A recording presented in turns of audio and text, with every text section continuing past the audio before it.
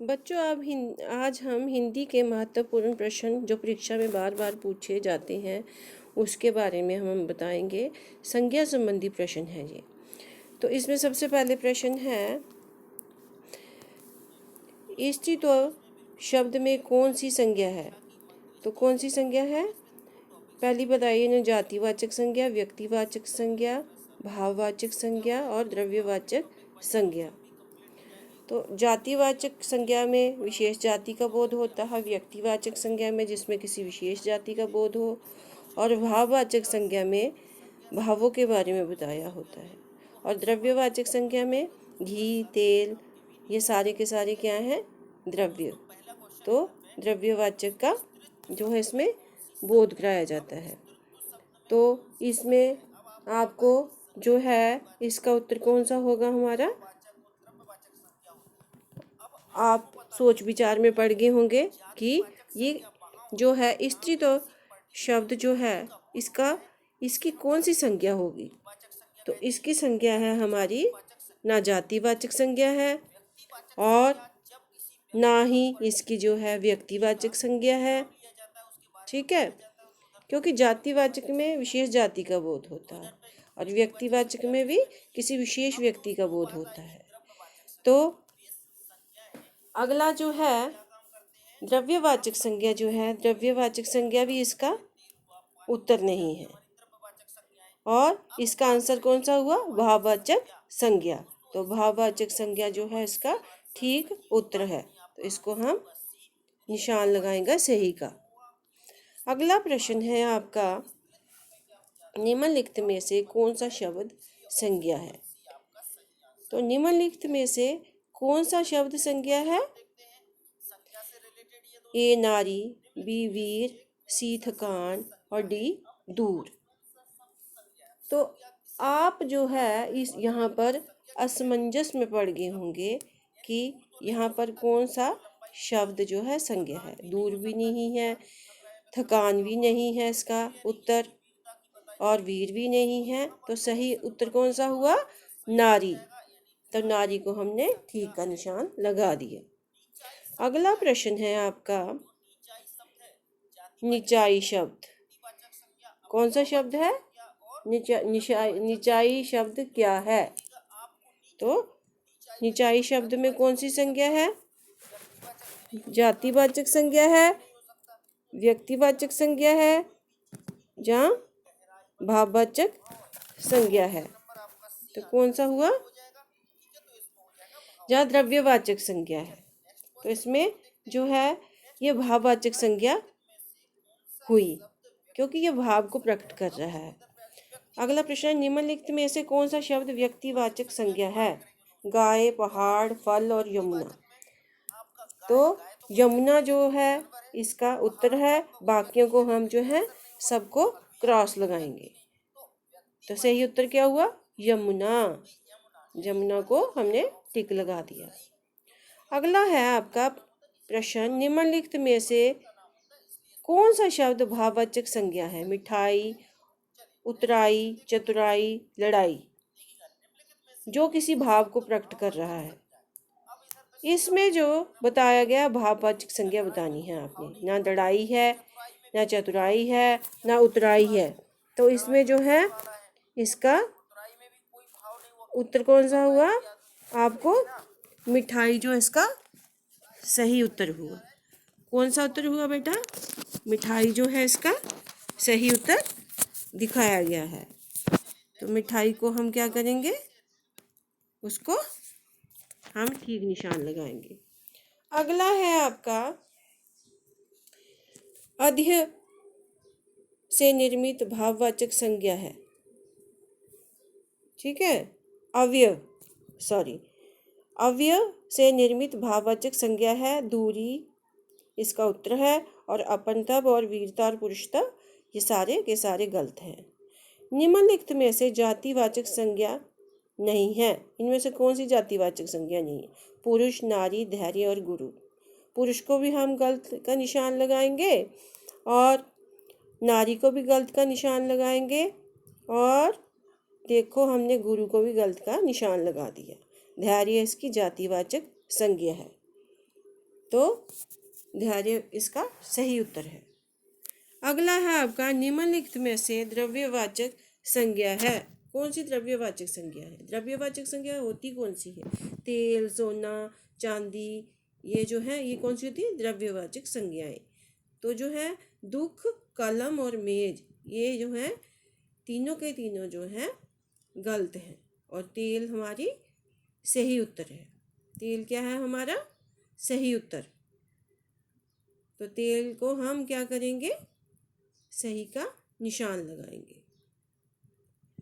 आगे आगे आपका निम्नलिखित में से जातिवाचक संज्ञा है। कौन सी जातिवाचक संज्ञा है निम्नलिखित में से? लड़का, सेना, श्याम, दुख। तो कौन सा हो गया आपका?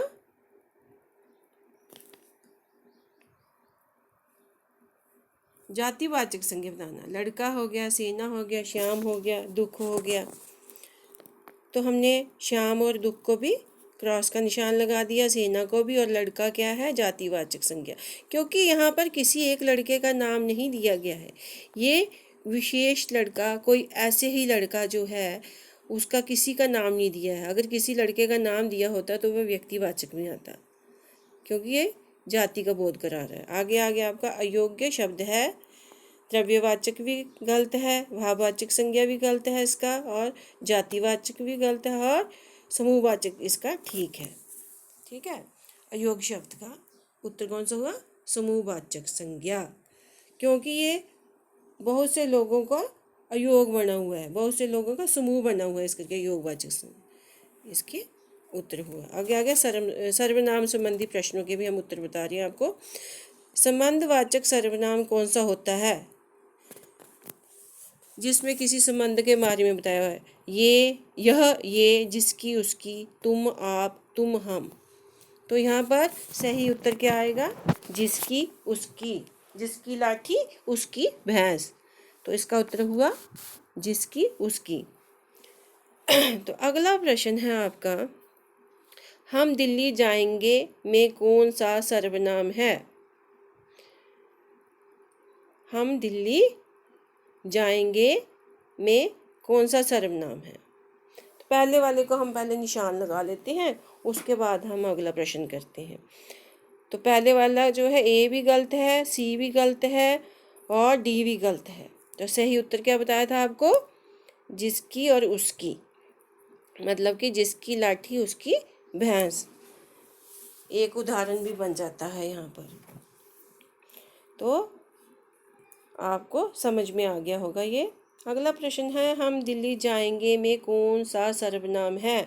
पुरुषवाचक, निश्चयवाचक, संबंधवाचक या अनिश्चयवाचक? इन चार ऑप्शन में से आपने एक को टिक करना है। तो सही आंसर जो है, ना तो अनिश्चयवाचक है, ना संबंधवाचक है, और ना निश्चयवाचक है। तो निश्चयवाचक भी क्रॉस लगाया, अनिश्चयवाचक को भी गलत है, और संबंधवाचक को भी गलत है। सही उत्तर आ गया पुरुषवाचक। क्योंकि हम लोग जो हैं, हम लोग जाएंगे, वो इसमें पुरुषवाचक सर्वनाम आएगा। ठीक है। ये घर आपका ही है, मैं सर्वनाम है, इसमें क्या है? मैं सर्वनाम है। पुरुषवाचक सर्वनाम, निश्चयवाचक सर्वनाम, संबंधवाचक सर्वनाम, अनिश्चयवाचक सर्वनाम। तो जो ऊपर वाले हैं ए और बी और सी गलत है, और डी इसका आंसर सही है, अनिश्चयवाचक सर्वनाम है। ठीक है। तो आपको पता चल गया होगा कि अनिश्चयवाचक सर्वनाम है ये। ठीक है, जो किसी अनिश्चयवाद का बोध कराता है। घर पर कोई नहीं है, वाक्य में कोई है। तो इसमें क्या है? कोई नहीं है। कोई नहीं है का मतलब वाक्य में कोई जो है, घर पर कोई नहीं है, वाक्य में कोई है। तो उत्तर है इसका अनिश्चयवाचक सर्वनाम। ठीक है, इसका भी आंसर क्या हुआ? अनिश्चयवाचक सर्वनाम। आगे आ गया मध्यम पुरुषवाचक सर्वनाम का उदाहरण है। मैं पढ़ता हूँ, वे कल जाएंगे, तुम पुस्तक ले आओ, मैं अपने आप काम कर लूँगा। तो इसमें जो है मैं पढ़ता हूँ, ये है उत्तम पुरुष। मैं पढ़ता हूँ, इसमें बताया उत्तम पुरुष है। मध्यम पुरुष आ गया आप और तुम, अन्य पुरुष आ गया उसके बारे में। और उत्तम पुरुष में खुद के लिए यहाँ पर यूज़ होता है ये, ठीक है। उत्तम पुरुष अपने लिए यूज़ होता है, मैं के लिए। तो वे कल जाएंगे, ये क्या आ गया, अन्य पुरुष, ठीक है। तो इसमें क्या है, इसमें जो है बताया गया है कि तुम पुस्तक ले आओ, तुम पुस्तक ले आओ, ये आ गया मध्यम पुरुष। तो ले आओ, और इसका क्या हुआ उत्तर, तुम पुस्तक ले आओ, इसका उत्तर यही सही है। मैं अपने आप काम कर लूँगा, इसका उत्तर ये गलत है, ठीक है। अगला, जिन सर्वनामों का प्रयोग लेखक स्वयं के लिए करता है वे कहलाते हैं उत्तम पुरुष। क्या कहलाते हैं, उत्तम पुरुष। बाकी के सारे गलत हैं, ACD गलत है। पुरुषवाचक सर्वनामों के कितने भेद होते हैं, ठीक है। तो बच्चों कितने भेद होते हैं, 3 भेद होते हैं। कौन सा समूह प्रश्नवाचक सर्वनामों का है, कौन सा समूह प्रश्नवाचक सर्वनामों का है, वह उसकी हम, A, किसी तुम क्या, V, C आ गया जिसे जैसा हमारा, कौन किसे कब, ये आ गया D आपका ऑप्शन। 4 में से आपने बताना है कि इसका सही आंसर कौन सा है। तो ना तो पहला सही है ना दूसरा सही है इसका उत्तर। और इसमें जो है समूह प्रश्नवाचक सर्वनामों का है बताया हुआ है, और इसका आंसर आ गया D आपका। C भी गलत है और D इसका सही उत्तर है। कौन किसी